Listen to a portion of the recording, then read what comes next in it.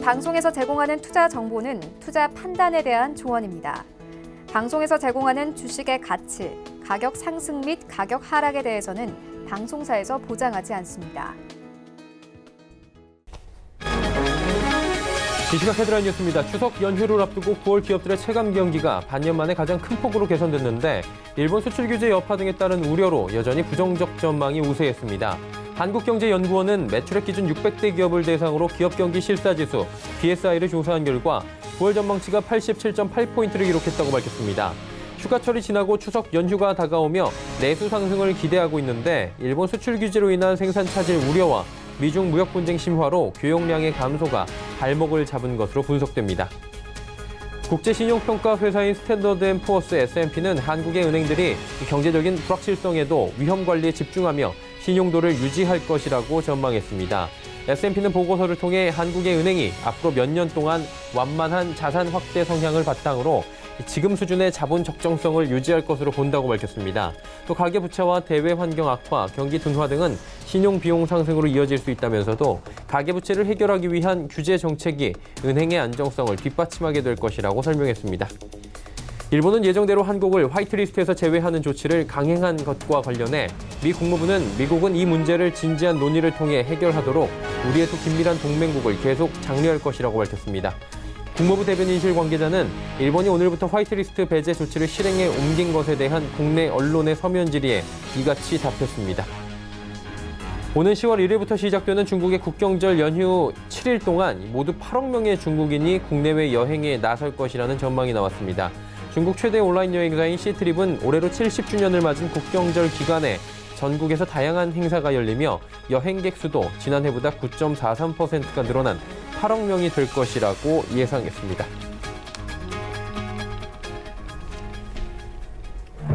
시청자 여러분 안녕하십니까. 오늘장 내일장 일부 문을 열도록 하겠습니다. 서정덕입니다.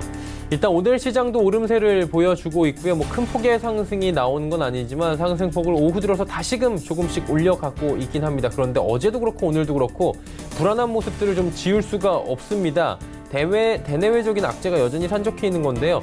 전해드렸다시피 잘 알고 계시다시피 일본의 화이트리스트 배제가 오늘부터 즉시 시행에 들어간 상황입니다. 그러다 보니 관련 산업들의 깜깜이 지금 수출, 경계 이런 부분에 대한 이야기가 나오고 있는 상황입니다. 즉 어떤 품목이 최장 90일간의 지금 제재를 받을지 모른다라는 부분에 대해서 산업계는 긴장을 하고 있다라는 소식들이 들려왔고요. 우리나라 제약바이오 섹터를 대표한다 할 수 있는 신라젠의 검찰 조사 소식이 전해졌습니다. 지금 10,000원 무너졌고요. 20%가 넘게 급락하는 모습들이 보여집니다. 한 달 전까지만 해도 시총 2위를 놓고 다투던 신라젠의 주가가 언제 이렇게 됐나 싶지만 이건 비단 신라젠의 문제는 아닐 겁니다. 이게 굉장히 무서운 부분은 자꾸 제약바이오 부분에 이렇게 문제가 터질 때마다 계속 심각성은 인지를 하지만 또야 하면서 어느 정도 또 익숙해지는 부분에 대한 경계도 필요한 시점입니다. 코롱티슈진의 상패 결정이 났고요. HLB 사태 얼마 전이었고 신라젠 사태 있고요. 지속적으로 대형 바이오 종목들의 위기 그리고 기대감으로 올라온 주가가 산산조각 나고 있는 상황입니다. 고점 대비해서 지금 10분의 1도 안 되는 상황입니다. 업종 신뢰도에 대한 문제로 지적되고 있는데 그러다 보니 여러 가지 제약바이오주들 재평가가 시급하다 이런 얘기 나옵니다. 하지만 시장 자체는 지금 큰 펀더멘털 훼손으로는 다행히 이어지진 않고 있는 상황입니다. 시장 자체가 이 문제만 아니었다면 그래도 조금 더 갈 수 있지 않았나 라는 찬물은 맞다라는 평가들도 있고요. 정확히 시장 상황은 어떤지 점검 바로 해보도록 하겠습니다. 코스피부터 만나보도록 하죠. 1939포인트대입니다. 일단 오름세를 계속 보여주고 있는 상황인데 하루간의 흐름을 좀 정리해 보도록 하겠습니다.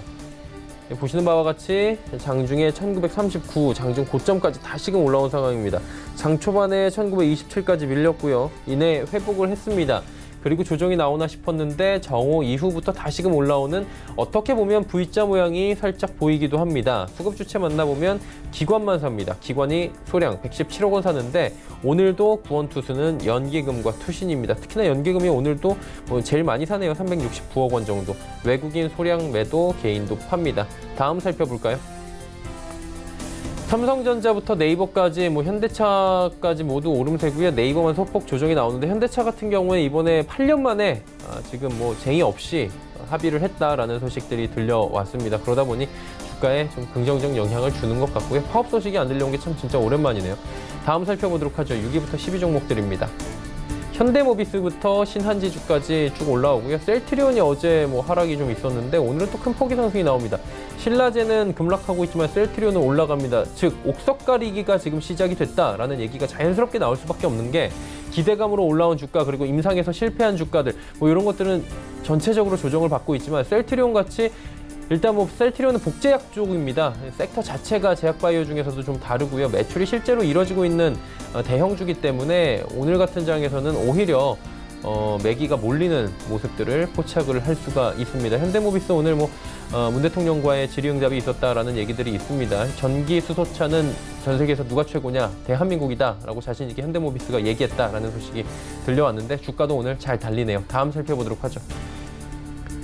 삼성바이오로직스, 포스코, 삼성물산, 기아차까지 모두 올라가고 있고요. LG생건만 지금 조정이 좀 나오는데 중국 관련 소비주들은 아직까지 회복이 쉽게 되지 않고 있는 상황입니다. 다음 살펴보도록 하죠. 코스닥 지수는 지금 600선 부근까지 다시 올라옵니다. 596.47, 1.39%대까지 상승폭 키워가는데 흐름 정리하도록 하겠습니다. 흐름 보시면 590 저점이고요. 고점 596.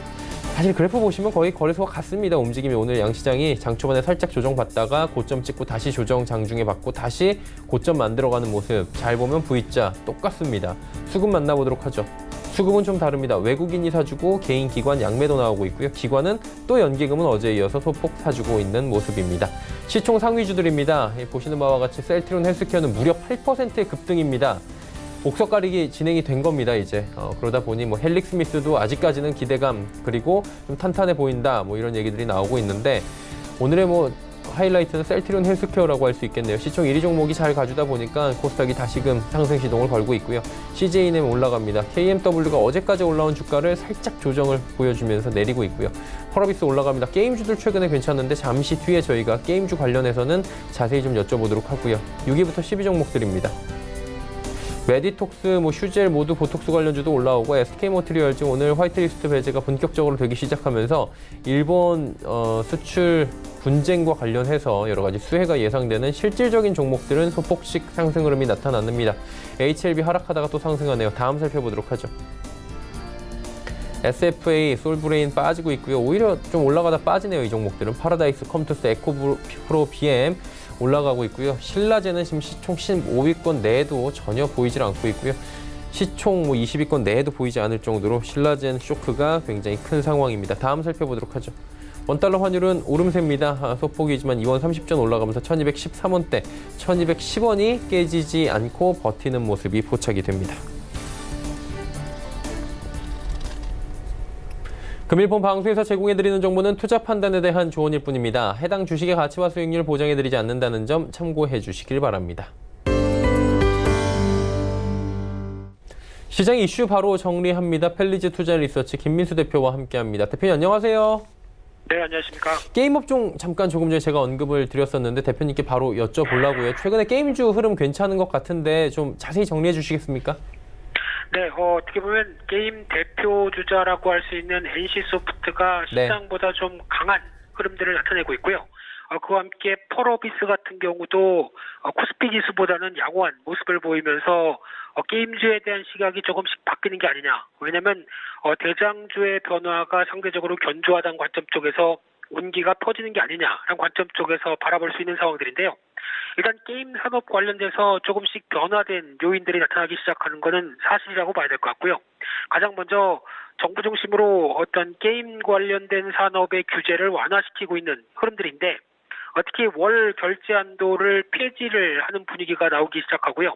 거기다가 이번에 셧다운제라고 하는 청소년 사용에 대해서 10시 이후에 사용 금지 관련된 부분들을 손을 보지 않을까 생각하고 있는 상황들이고요. 또 하나 모바일 게임 관련돼서 애플 쪽의 애플 스토어도 이제 청소년 불가 게임을 유통을 할 수 있다라고 하게 되면은 그에 따른 변화도 조금씩 기대감이 높아지는 시점이라고 봐야 될 것 같고요. 또 하나 글로벌 게임 산업의 변화를 보게 되면 일단 지금 아마 내년 가게 되면 활발하게 진행이 될 걸로 보여지고 있는 게 클라우딩 서비스에 기반한 게임입니다. 특히 이쪽을 하게 되면 기존에는 어떤 태블릿이나 스마트폰 그리고 집에서 어떤 TV 쪽으로 각각으로 연결을 해서 게임을 했다고 하게 되면 일단 클라우딩 서비스가 지원이 되기 시작하게 되면 계속 연결돼서 클라우딩으로 저장이 되는 거죠. 그러다 보니까 계속 연결해서 게임을 즐길 수 있다라고 하게 되면 이 부분에 대한 기대감도 조금씩 더 커진다고 봐야 될 것 같고요. 가장 중요한 거는 하반기 신규 게임에 대한 기대감이 가시화된다고 봐야 될 것 같습니다. 특히 게임주 같은 경우는 기존의 실적보다는 어떤 엔터테인먼트 산업인 만큼 앞으로의 흥행 기대감에 조금 더 주가는 반응을 한다고 보여지고 있는데 그런 관점 쪽에서 대표적으로 최근에 이어졌던 중소형 게임사의 흐름을 보게 되면 뭐 플레이위드라는 들은가 미스터 블루 같은 종목도 주가가 강세를 보였었죠. 그런 관점 쪽에서 이제 왕의 귀환이라고 할 수 있는 NC소프트의 리니지2M이라든가 또 넥슨의 바람의 나라 그리고 카카오 게임즈의 달빛 조각사 같은 게임들이 기대를 하고 있는 상황들 쪽에서 어떤 신규 게임에 대한 어떤 변화의 기대감이 조금씩 높아진다고 봐야 될 것 같고요. 그런 관점 쪽에서 또 하나 계속 얘기가 나왔던 부분들 중국의 판호 발급과 관련된 기대감은 일단 기대를 많이 낮춰야 될 것 같습니다. 왜냐하면 중국이 쉽게 판호를 열지 않을 가능성에 무게를 둔다라고 하게 되면 이 부분은 어떤 종목이나 분위기 쪽에서 그렇게 크게 다가오지 않을 걸로 보여지고 있고요. 그런 관점 쪽에서 게임 대표주의 실적 동향을 살펴보게 되면 일단 NC소프트 같은 경우가 올해 순이익도 늘어날 걸로 보여지고 있는 가운데 시가총액 대비했을 때 글로벌 게임주에 대비해서 그렇게 비싸지 않다라는 관점들, 특히 4분기에 대한 실적 기대감이 높아지는 흐름들에 따라서 주가가 먼저 연초 대비해서 조금 올라오고 있는 추세라고 봐야 될 것 같고요. 나머지 게임주 같은 경우는 실적이 그래도 크게 떨어지지 않을 걸로 보여지고 있는데 연초 대비해서 주가가 많이 밀렸다라고 하게 되면 이런 부분들 같은 경우도 아마 어느 정도 기지개를 필 수 있는 도움이 아닐까라는 관점으로 보여지고 있는데 하지만 가장 또 중요한 부분들 중에 하나가 엔터주 같은 경우는 일단 밸류에이션 관련된 쪽에서 엔터 산업이다 보니까 어떤 재평가에 대한 분위기가 좀 높아가는 모습들. 그러니까 즉 과거의 눈높이로 어떤 게임 산업들을 바라보기는 좀 힘들다라는 관점들은 일단 눈여겨봐야 될 것 같고요. 그런 관점 쪽에서 그래도 시장이 좀 불확실한 흐름들 쪽에서 그나마 확실한 아이템과 네임밸류를 생각한다라고 하게 되면 일단 중소형 게임주에 대해서 매매하는 것보다는 그래도 대형 게임사의 앞으로의 기대작과 함께 움직이는 변화를 보는 게 좋겠다고 보여지고 있고요. 두 번째로 신작과 관련된 앞서 말씀드렸던 네임밸류와 이 충성도를 생각을 하게 되면 아무래도 NC소프트를 가장 눈여겨보셔야 될 부분이라고 생각됩니다. 특히 리니지2M이 이제 서비스가 되기 시작하게 되면은 초기에 일매출 한 30억대 이상 그리고 또 기대하고 있는 블레이드 앤 소울 S가 한 일매출 한 2억대 이상 정도까지 나오기 시작하게 되면 일단 기존에 이어졌던 게임 출시와 함께 나왔던 변화를 생각했었을 때 눈높이에 맞다라는 관점 쪽에서 눈여겨볼 수 있을 것 같고요. 또 하나 단일 게임도로 인해서 실적 흐름들이 정체 또는 하향을 보였던 대표적인 회사가 컴투스죠. 그리고 또 펄 어비스 같은 경우도 그런 쪽에 우려감이 좀 있는 상황들인데 이런 쪽으로 봤었을 때 이제 펄 어비스 같은 경우도 이 콘솔 버전의 검은 사막이 이제 엑스박스 이후에서 플레이스테이션 4로 예정이 돼 있고요. 앞서 말씀드렸던 클라우딩 서비스, 게다가 어떤 펄어비스에 대한 관점을 바라볼 때 검은 사막 이후에 나오는 신규 게임에 대한 변화, 대표적으로 프로젝트 K나 V가 내년쯤에는 가시화될 수 있겠다라고 하게 되면 이런 부분들도 게임주에 대한 여러 가지 흐름들을 조금 더 긍정적으로 만들지 않을까 그렇게 바라보고 있습니다. 그리고 요즘에 뭐 안전자산 선호 현상으로 금 가격 치솟고 있는데 금에 이어서 은까지 지금 오르고 있거든요. 이건 어떻게 봐야 됩니까? 네, 일단 금 가격의 강세는 다 인정을 하는 분위기죠. 그렇죠. 이렇게 불확실성이 큰 상황이다 보니까 당연히 안전자산 쪽으로 가고 있는데 은까지도 덩달아서 올라가고 있습니다. 특히 은 가격 같은 경우는 최근에 강세폭이 좀 더 큰 상황들인데 6월 말 대비해서 보면은 12%로 금보다 조금 더 수익률이 높은 상황으로 가고 있고요. 상대적으로 절대적인 가격이 싸다. 그리고 금리와 관련된 쪽에서 인하 가능성도 반영이 돼 있다는 쪽도 보여지고 있는데 그러다 보니까 금 관련된 상품들 코덱스 은선물 ETF라든가 뭐 신한 레버리지 은선물 ETN 이런 쪽도 수익률이 상당히 좋으면서 상품 시장 쪽에서 월간 수익률 5위 안에 들어갈 정도로 양호한 모습들을 보여주고 있는데요. 무엇보다 이 금은 교환 비율이 아직까지는 87.8이다라고 하게 되면 은이 상대적으로 가격이 저평가돼 있다고 볼 수 있는 상황이기 때문에 이런 어떤 안전자산 선호 심리가 계속 강화될수록 오히려 은 가격도 똑같이 부각을 받을 수 있겠다는 관점으로 바라보고 있고요. 따라서 앞으로는 전망과 관련돼서 흐름을 바라보게 되면 일단 달러화와 관련된 쪽에 대한 움직임도 체크를 해야 되겠죠. 그런 관점 쪽에서 최근 들어서 나오고 있는 기축 통화에 대해서 달러화의 대안을 만들자 이런 얘기까지 이번 잭슨홀 미팅에서 나온 만큼 달러화의 위상이 흔들리는 부분들을 반영해서 대체 수단 쪽으로도 계속 관심은 높아지지 않을까 바라보고 있고요. 또 하나 미국 중심의 금리 인하가 이어졌을 때 달러화 약세가 진행되고 그에 따라서 관련된 금 가격이나 은 가격도 영향을 받을 수 있겠다라는 관점도 눈여겨봐야 될 것 같고요. 또 하나 지금 가장 많이 얘기 나오는 부분들, 특히 글로벌 보호무역주의와 관련된 쪽에서 불확실성이 증가되고 있다라는 관점이라고 하게 되면 이에 따른 반응들은 어떤 이런 귀금속 중심의 변화들이 상품 시장 쪽에서 계속 두드러질 수 있겠다라고 바라보고 있고요. 특히 이제 이런 미중 간의 무역 분쟁의 기간이나 어떤 강도가 좀 더 강해지는 그런 수준이 나올수록 오히려 좀 더 가격과 관련된 부분들은 선호도와 수요가 높아질 수 있다는 관점 쪽에서 최근 들어서 어떤 글로벌 금융기관 쪽에서는 금 가격을 온수당 1,800달러까지도 전망하는 만큼 계속 아직까지는 관심이 높다는 관점 쪽에서 자산 배분 전략 쪽에서 은도 어떻게 보면 하나의 투자할 수 있는 카테고리 안에 넣어놓는 게 맞지 않을까 그렇게 바라보고 있습니다. 네, 금값 상승에 이어지는 은값 상승까지 이야기 나눠봤습니다. 오늘 말씀은 여기까지 듣겠습니다. 고맙습니다. 네, 감사합니다. 헬리지 투자인 리서치 김민수 대표와 함께했고요. 이슈 칼럼 바로 이어갑니다.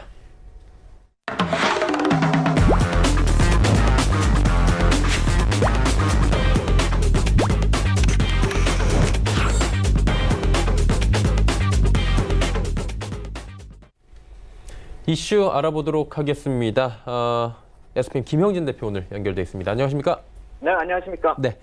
8월이 지금 뭐 거의 다 끝나갑니다. 이번 주 8월 이제 뭐 종료가 되는데 계속해서 힘들었어요. 그리고 약세를 뭐 지속할 만한 이벤트들이 있었는데 이것들이 계속 또 진행이 될 것인지 그래서 약세장이 이어질 것인지 이 부분이 지금 시장에서는 관심사인 것 같은데 어떻게 보십니까? 네, 그래서 이제 8월도 점검하고 9월 얘기도 좀 해야 될 것 같습니다. 9월이 조금은 변화의 가능성은 좀 있지 않을까라는 생각이 드는데 막연하게 그렇게 얘기할 수는 없지 않습니까? 그래서 여러 가지 돌아가는 상황을 또 보면서 한번 점검을 해볼 필요가 있다라고 생각이 됩니다.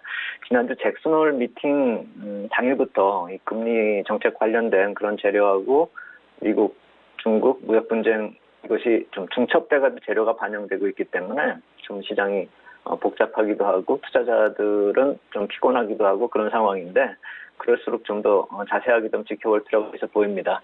금리 관련돼서는 이게 악재라기보다는 오히려 지금은 악재처럼 보이기도 하지만 미뤄진 호재다 이렇게 생각이 되고 무역 분쟁 이슈는 뭐 말 그대로 계속 반복이 될 그럴 재료이기 때문에 모두 다 단기에 마무리될 수 없고 앞으로도 지속될 것이다 이렇게 봐야 되는 상황이다 이렇게 봐야 되겠고 다만 무역 분쟁이 이제 정치 이슈다 이렇게 봤을 경우에 글로벌 자산 시장 측면에서 이렇게 놓고 보면은 금리 정책이 가장 우선시되고 중요하다 이렇게 봐야 되겠죠. 그래서 잭슨홀 미팅이 부정적인 전망을 주었거나 시장에 악영향을 주었다기보다는 금리 인하 기대감은 앞으로도 시장을 지배할 것이다. 오히려 강해질 것이다. 이렇게 봐야 되지 않을까라는 생각이 듭니다.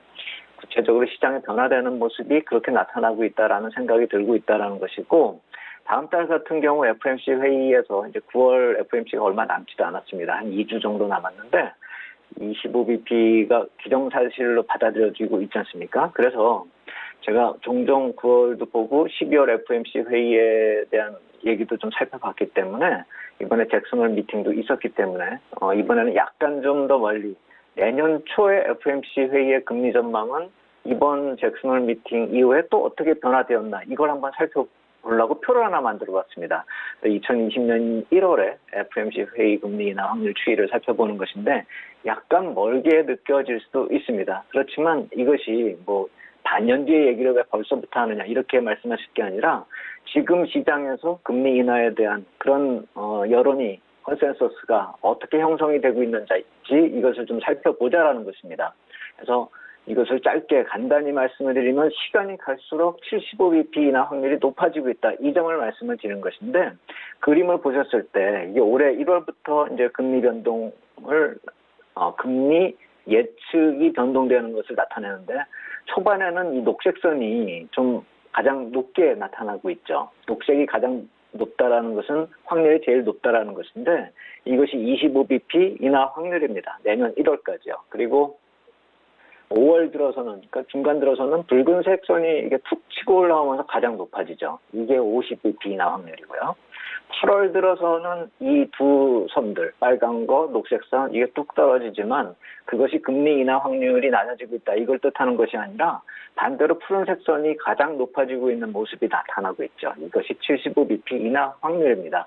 그래서 이 흐름을 놓고 봤을 때 최근에는 좀 꺾어지는 듯한 흐름이 나타나고 있는데 이게 잭슨홀 미팅 직전까지 이렇게 쭉 좀 내려오는 그런 모습이 나타났었고 회의 이후에는 오히려 확률이 지금 툭 이렇게 쳐올리는 물론 최고점은 아니지만 낙폭의 한 절반 정도를 회복하는 그런 모습을 보이고 있는 것입니다. 한마디로 파월 의장의 발언 이후 오히려 금리 인하 확률은 올라갔고 물론 이제 그러한 점이 중국과의 무역 분쟁 때문에 경기도나 우려감이 반영이 되는 그런 모습도 있었겠지만 만약에 정책이 금리 인하에 부정적이었다면 저런 모습으로 강하게 나타나지는 않았을 것이라는 그 얘기를 말씀을 드린 것입니다.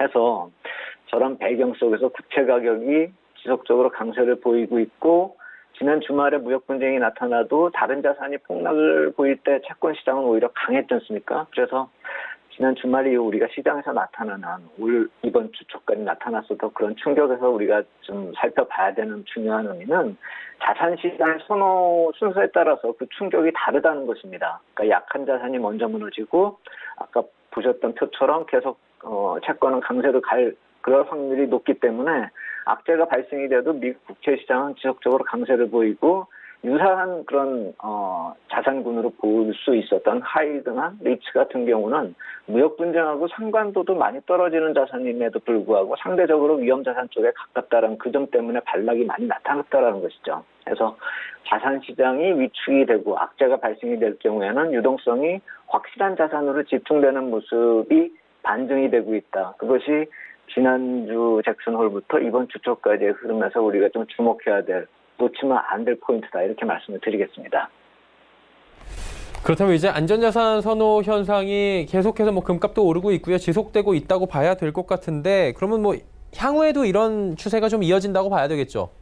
그렇죠. 그래서 이제 상품 시장 쪽은 약간 또 이 얘기가 틀리기 때문에 금 쪽에 대해서는 사실 좀 제가 확실하게 말씀을 드리기는 좀 어렵다 이렇게 생각이 되는데 안전자산 선호군에서 이렇게 높는다라고 본다면 그렇게 볼 수가 있겠죠. 그래서 이 금리 인하 쪽의 의미가 채권 가격 상승으로 연결이 된다. 이 관점에서 보고 그게 또 안전자산 선호 현상이다. 이렇게 본다면은 단기에 끝날 수가 없게 돼버린 상황이죠. 내년 초까지 지금 아까 우리가 표를 봤지 않습니까?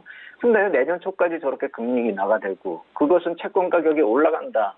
그러니까 미국 국채가 가장 선호되는 자산이 지속될 것이다. 이 얘기인데 그렇다면 단기에 끝날 것이 아니라 최소한도 내년 초까지는 저 모습이 나타난다. 이렇게 봐야 되는 것이죠. 그리고 한 가지 더 우리 시장하고 밀접하게 볼 수 있는 항상 우리가 주식시장이 올라가도 한 가지 좀 깨름직한 면이 남아있는 것은 환율 쪽이 계속적으로 불안한 요인이기 때문이죠. 그래서 달러 대비 엔화고 일본 엔이요. 그리고 중국 위엔화를 좀 상대 비교한 표를 만들어 봤습니다. 그러니까 붉은색 선이 위엔화의 흐름이고 푸른색 선이 일본 엔인데 우리 한국 원화도 사실 중국의 위엔화하고 거의 비슷하게 움직인다고 보면 되기 때문에 굳이 이렇게 선 하나를 더 그리면은 헷갈릴 테니까 그냥 두 개만 위엔화하고 일본 엔화 이렇게 비교해 봤습니다. 그래서 한번 그 표를 보면은 2018년부터의 흐름을 찾아봤는데 뭐 달러 대비 환율이니까 사실 저게 따로 움직이면 말이 안 되는 거죠.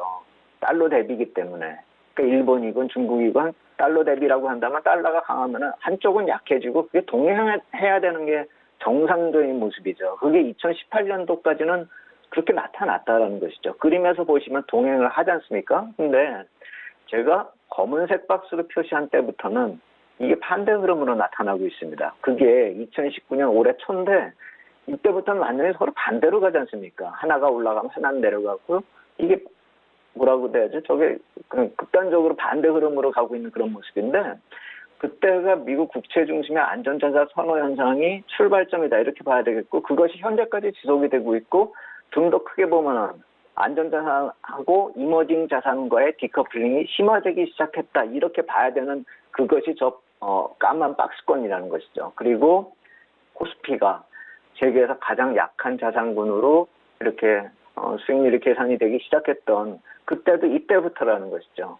그런데 이것이 바뀔 것인가 이걸 우리가 가늠해야 되는 것이 중요한 것인데 앞서 말씀드렸듯이 미국 금리 인하 전망이 경기 우려감 이 배경이 좀 돼서 뭐 좀 약해질 수가 있고 더 강해질 수가 있고 이렇게 완급 조절은 될 수가 있겠지만 금리가 내려가고 가격이 상승하는 것은 거의 컨센서스가 형성이 돼 있다는 것이죠. 그러니까 금리가 진짜로 뭐 내년까지 3번 75bp 인하를 할지 안 할지 그건 아무도 모르겠죠. 하지만 시장의 컨센서스가 저렇게 흘러가고 있다라고 한다면 내년 초까지 우리가 위험자산이 강해질 것으로 시장이 보지를 않는다라는 것을 우리가 감안을 해야 된다라는 것이죠. 그래서 금리 인하가 이머징 마켓 쪽에 좀 긍정적이 되기 위해서는 우리가 선진 시장 쪽에 좀 긍정적인 영향이 먼저 가야 될 텐데 지금은 선진 시장 내부적으로도 안전자산하고 위험자산 쪽이 약간 좀 흐름이 반대돼서 흘러가는 그런 흐름이 미국 시장에서조차도 나타나고 있기 때문에 우리까지 수혜가 온다라고 기대하기는 이머징 마켓 쪽으로 기대를 하려면 선진 시장의 위험자산, 그러니까 미국의 주식시장부터 먼저 회복을 하고 다시 예전처럼 강한 모습이 돼야지만 그나마 디커플링이 돼서 수익률이 적을지라도 쫓아갈 수가 있는 그런 여건이 된다라는 것입니다. 내년 초까지요.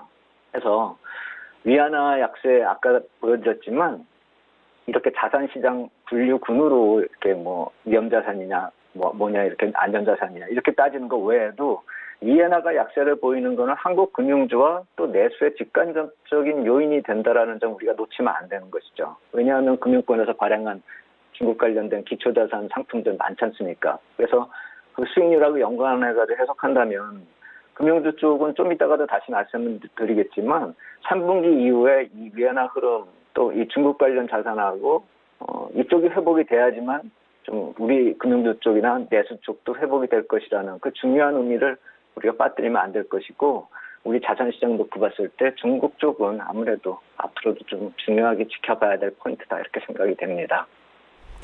뭐 말씀해 주신 부분들을 종합적으로 봤을 때 8월이 약세일 수밖에 없었던 이유가 딱 나오는 것 같은데 그렇다면 향후가 중요하잖아요. 이러한 약세장이 쭉 이어져서 반등 없이 9월 달도 가는 건 그건 아닐 것 같은데 어떻게 보세요? 지속적으로 그래도 좀 약세장은 이어진다고 보십니까? 예, 그래서 그러면 업종별로 분류하면서 이게 좀 지속이 될 것인가, 좀 업종별로 따져보면서 접근을 해야지 이게 우리 시장이 뭐 좋아지겠는가 이렇게 보기에는 약간 좀 아직까지는 좀 우리가 확인해야 될 점이 많고 그러한 큰 변화가 나타나는 것은 제가 몇 번을 말씀을 드렸지만 이 9월 중순 이후에 프리어닝 시즌 때가 타이밍이 될 수가 있지 않을까. 그래서 그때 만약에 우리 기업 실적의 변화가 조금이라도 긍정적으로 변화되는 것이 있다라고 한다면 우리가 기대할 수가 있지 않을까라는 생각이 든다라는 것이죠. 그래서 8월에 이 상승 업종하고 좀 하락 업종을 보면서 이 업종들은 왜 이랬을까를 한번 따져보자는 것이죠. 그러니까 거래일수 이틀이 남았지만 사실 이틀 동안 뭐 큰 변화가 나타날 것이라 생각이 안 되기 때문에 아까 12시 기준으로 한번 수익률을 뽑아보니까 종합지수가 이 8월 달에 4.4% 정도 내리는 그런 와중에 종이목재 같은 경우가 플러스를 낸 게 유일하게 종이목재더라고요. 5% 정도 가깝게 종이목재가 수익률을 내고 비금속 광물, 비금속 광물도 플러스 수익이 났네요. 12시까지 따져봤을 때. 근데 0.3%이기 때문에 제가 참 깜빡을 한 거고 운수장비가 보합 근처까지 올라온 수익률, 운수창고도 비슷하고 통신이 2% 정도 많이 났으니까 종합지수보다는 좀 나은 거죠. 유통도 그렇고요. 근데 IT 같은 경우는 참 흥미롭다라고 생각이 되는 게 마이너스 3%지만 그동안에 내린 것이 없기 때문에, 그러니까 2분기에도 상대적으로 강세를 보였는데 IT 쪽이 8월에도 저런 모습을 보이고 있다는 점, 상대적 수익률이 저렇게 선방이 나타나고 있다는 점이 만약에 실적하고 연관이 된다라는 점을 본다면은 9월 중순 이후에 시장을 반전시킬 수 있는 핵심으로 볼 수 있는 IT가 저런 모습을 볼 때 저는 저쪽을 좀 관심 있게 지켜보자는 말씀을 계속 드리는 것입니다. 사실 다른 업종들이 그렇게 변화될 모멘텀이 없습니다. 9월 중순 이후에. 하지만 IT 쪽은 업황 쪽이 3분기에 돌아설 수가 있고 4분기에 소비 시즌이 있기 때문에 그것이 3월부터 반영이 된다라는 점을 감안한다면은 지금 우리가 가장 기대를 할 수 있는 것은 IT 쪽이다. 이 말씀을 또 드리는 것입니다. 그래서 그 말씀은 이제 그렇다라고 치고 다시 부연 설명을 좀 이따 다시 하겠고 8월에 그럼 하락 업종을 놓고 봤을 때 보험 쪽이 가장 많이 내리는 것이죠. 12.8%나 빠지고 전기가스가 10% 가까이 빠지고 금융주 전체적으로 9%나 빠진 것입니다. 음식료도 8%, 증권도 7%, 건설도 7%, 철강, 화학 다 7%. 이렇게 놓고 봤을 때 이게 뭘 뜻하는지는 다들 느끼실 거예요. 금융하고 중국 관련주죠. 그리고 전기가스 업종 같은 경우 실적이 또 반영이 됐을 테고요. 그래서 금융업 쪽의 약세는 보험업종하고 금융지주사라는 그런 금리나 관련해서 이런 약세가 좀 장기화될 가능성도 생각을 해야 된다는 것이죠. 그리고 증권은 아까 말씀드렸듯이 중국하고 밀접하게 관련된 상품들하고 연관해서 움직일 테고요. 그래서 시장에서 보면 이제 배당 투자를 하기 위해서 금융주가 실적이 괜찮았고 배당이 좀 많이 주니까 배당을 투자의 대상으로 지금같이 주가가 빠졌을 때 해야 되는 게 아니냐 이런 얘기도 나오긴 나오는데 제가 봤을 때는 제가 항상 배당 투자에서 말씀을 드릴 때 단순 배당 투자보다는 그러니까 연도를 넘겨가지고 내년에 배당 진짜 실질 배당금을 받는 그런 배당 투자가 아니라 실질적으로 배당 수익률이 그러니까 현재 주가하고 비교했을 때 실질 배당 수익률을 놓고 봤을 때 연말에 주가가 올라가면서 생기는 그 자산 이득을 생각을 해가지고 하는 배당 투자를 감안했을 때는 이번 3분기, 4분기에서는 그런 모습이 주가가 상승할 것인지에 대해서는 의문이라는 것이죠. 그래서 실적이 좋다라는 것도 지나간 실적이 좋았기 때문에 향후를 좀 비교할 때는 3분기 이후부터 그러니까 좋았던 실적하고 비교가 되는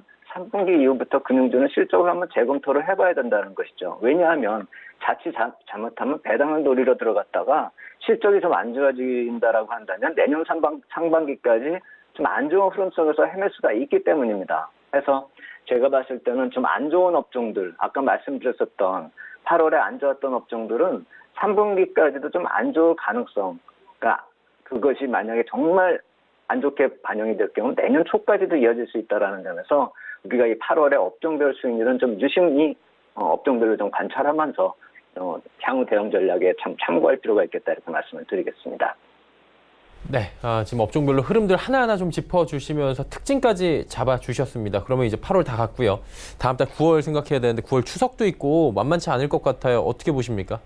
그렇죠. 추석도 있고 우리가 진짜 지켜봐야 될 FMC 회의, 본 회의가 9월에도 또 있고요. 그렇죠. 근데 우리 시장 쪽으로 좀 이렇게 폭을 맞춰서 보면은 22이동평균선이 좀 하락 각도가 좀 급하지 않습니까? 그래서 여기를 좀 넘나들면서 21평을 좀 넘기도 하고 뭐 이러면서 반등이 나와야지만 우리가 변화를 모색할 수가 있고 기대할 수 있다라는 점. 이 점을 한번 기본적으로 우리가 놓고서 향후 전략에 좀 포함시켜서 생각을 해보면 되겠고, 펀드멘탈 쪽으로 보면 미국 국채 시장의 영향력은 앞으로도 지속적으로 주목을 해야 될 것입니다. 특히나 어제 나타났었던 금리 역전 현상에 대해서 말들이 많은데 이게 단기물 입찰이 어제 있었습니다. 그래서 공급 요인이 있었기 때문에 수급적 요인도 가세를 한다는 점을 우리가 생각을 해본다면은 가격 요인이 불리해도 국채 선호 현상이 나타난 것을 무시하고 단순히 이것이 향후 경기하고 해서 아주 연관돼서 안 좋을 그럴 전망을 나타내고 있다. 안 좋은 시그널이다. 이렇게 봐야 되는지는 좀 의문점입니다. 이건 나중에 다시 기회가 있을 때 좀 더 자세히 말씀을 드리겠고요. 금리 역전 현상을 계속 우리가 좀 안 좋은 악재다. 이렇게 평가할 일은 아니다라는 점 우리가 참고해서 말씀을 드린다. 이렇게 말씀을 드리겠고 9월에 미 국채 대량 발행 일정이 있기 때문에 향후에 이 점에 대해서는 다시 말씀을 드리겠습니다. 그리고 9월에 좀 기대할 점이 있다면 초반에 말씀을 드렸듯이 프리어닝 시즌의 주가가 반영이 될 때 실적의 반전이 나타날 수 있을까. 그래서 아까 말씀드렸던 IT 업종 9월 중순 이후의 주가는 11월 중순까지 이어질 수 있다는 점에서 IT 업종의 주가 9월 중순부터 좀 관찰을 좀 우리가 세밀하게 좀 관찰해보자 이렇게 말씀을 드리겠습니다. 네, 힘들었던 8월 이후 장에 대한 이야기, 9월 장에 대한 이야기 그리고 대비책까지 말씀을 해주셨습니다. 오늘 말씀은 여기까지 듣겠습니다. 고맙습니다.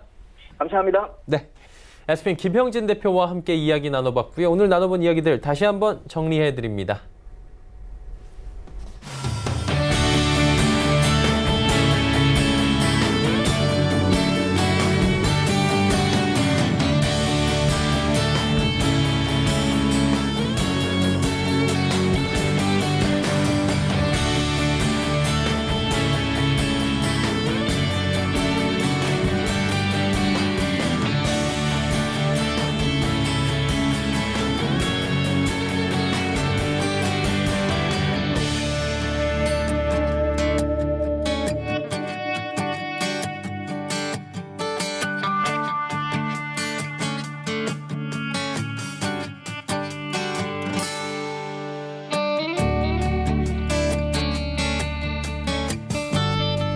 오늘장 내일장 1부 함께 하셨습니다. 잠시 뒤 2부 예고해드립니다. 2부에서는 이제 두 분의 전문가 모시고 종목 이야기 자세히 나눠보도록 하겠습니다.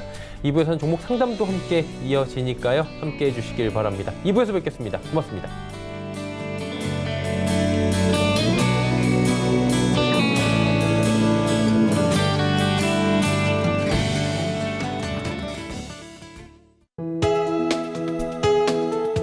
방송에서 제공하는 투자 정보는 투자 판단에 대한 조언입니다. 방송에서 제공하는 주식의 가치, 가격 상승 및 가격 하락에 대해서는 방송사에서 보장하지 않습니다.